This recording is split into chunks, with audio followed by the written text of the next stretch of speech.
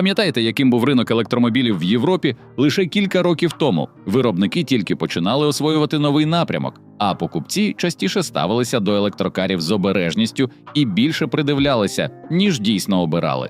Тоді розмови в Європі щодо електричок переважно крутилися навколо Тесла та кількох нішевих моделей. Сьогодні ситуація змінилася радикально. У майже всіх автовиробників вже сформовані повноцінні електричні лінійки. І французький Renault тут не виняток, хоча одним із ключових кроків для компанії став саме Megane E-Tech Electric. Коли цей електромобіль дебютував майже 5 років тому, він швидко привернув увагу покупців. Багато в чому тому, що це був перший серйозний електричний Renault, створений на спеціальній платформі для електромобілів і першим повністю відмовився від традиційного двигуна внутрішнього згоряння. Тепер же Renault повертається до своєї знакової моделі із плановим оновленням. Причому йдеться не лише про трохи підправлену зовнішність. Megane E-Tech отримав нові акумулятори, додаткові технологічні можливості, збільшений запас ходу та низку інших покращень, які мають зробити його ще більш конкурентоспроможним. І це цілком логічний крок. Сьогодні ринок електромобілів виглядає зовсім інакше, ніж 5 років тому.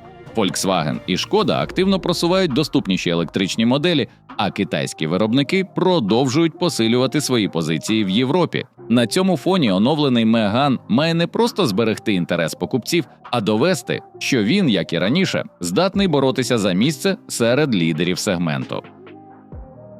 Але чи достатньо цих змін, аби модель зберегла свої позиції? Що саме змінилося в автомобілі для 2026 модельного року і чи зможе він, як і раніше, зацікавити покупців на тлі конкуренції, яка тільки посилюється? Давайте розбиратися.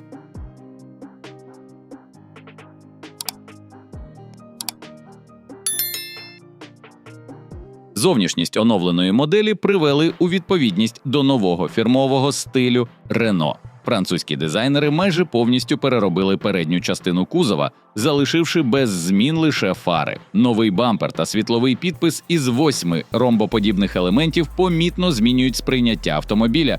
Він виглядає більш зібраним і, мабуть, трохи агресивнішим. При цьому створюється відчуття, що бренд акуратно грає у преміальність, намагаючись візуально підняти статус моделі. Ззаду змін менше. Залишилася широка світлова смуга, але тепер ліхтарі отримали об'ємну, тривимірну структуру. Renault Megane E-Tech трохи підріс у висоту на 20 мм до 1522, що пов'язано зі збільшеною батареєю. Інші габарити залишилися колишніми. Довжина 4200 мм, ширина 1782, колісна база 2685, дорожній просвіт становить 135 мм.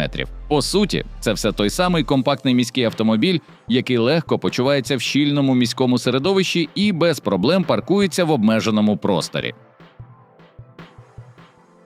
При цьому автомобіль пропонує цілком прийнятний багажник на 440 літрів, а при складених задніх сидіннях його можна збільшити до 1332. Споряджена маса електрокара – 1770 кілограмів.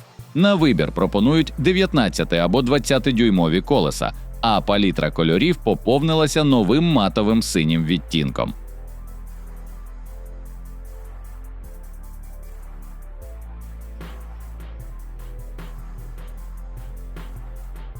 У салоні використовується система OpenAir Link, побудована навколо двох великих екранів – 12-дюймового вертикального дисплея мультимедіа та 12- і 3-дюймової цифрової панелі приладів перед водієм. Головна особливість тут – глибока інтеграція сервісів Google.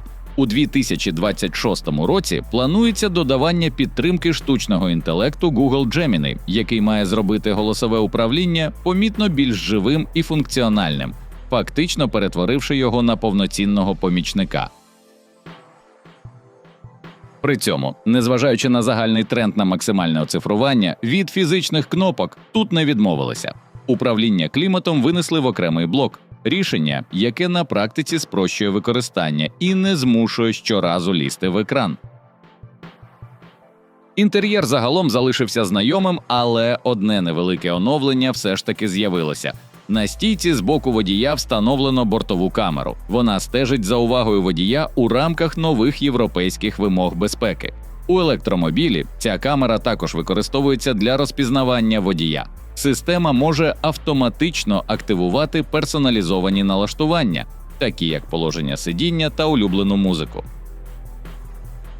Зі зручних доповнень – бездротова зарядка для смартфона, хоча вона й доступна як опція. У топовій версії пропонуються сидіння з електрорегулюванням та функцією масажу, а також аудіосистема преміум-класу Harman Kardon.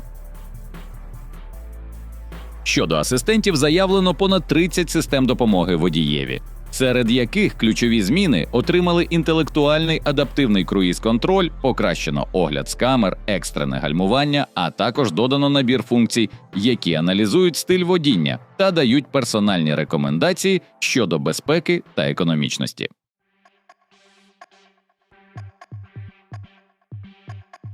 Головні зміни у електричного Megane ховаються під підлогою. Стару батарею типу NMC на 60 кВт-годин замінили на нову LFP-акумуляторну систему з корисною ємністю 67 кВт-годин та архітектурою Cell-to-Pack.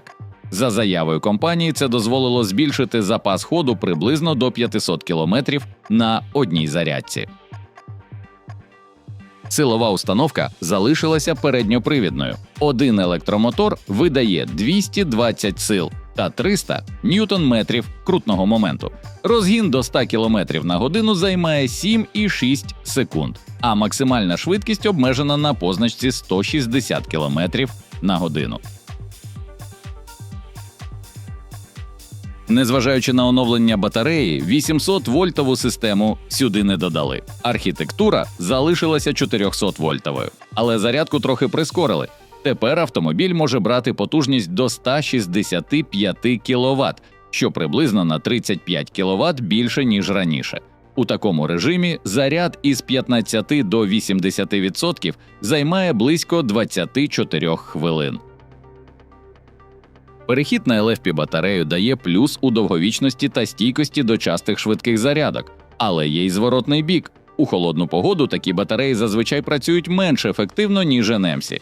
Щоб згладити цей момент, тут передбачено тепловий насос та попередню підготовку батареї, що допомагає утримувати запас ходу ближче до заявленого навіть узимку.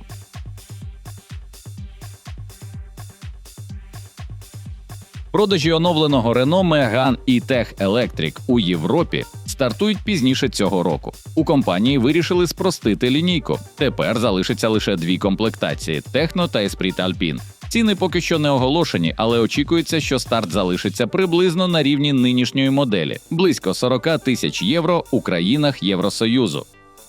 При цьому Megane, як і раніше, залишається не найдоступнішим електромобілем у класі. Проте робить ставку на інше – повністю європейське виробництво. Усі ключові компоненти, включаючи батарею та електромотори, виготовляються на заводах у Франції.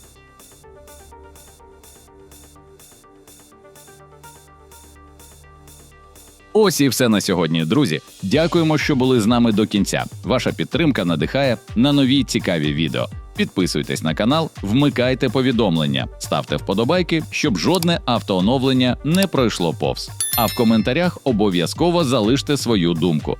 Ми завжди раді спілкуванню. І не забудьте поділитись цим відео з друзями. Ще раз дякуємо за перегляд і скоро побачимося.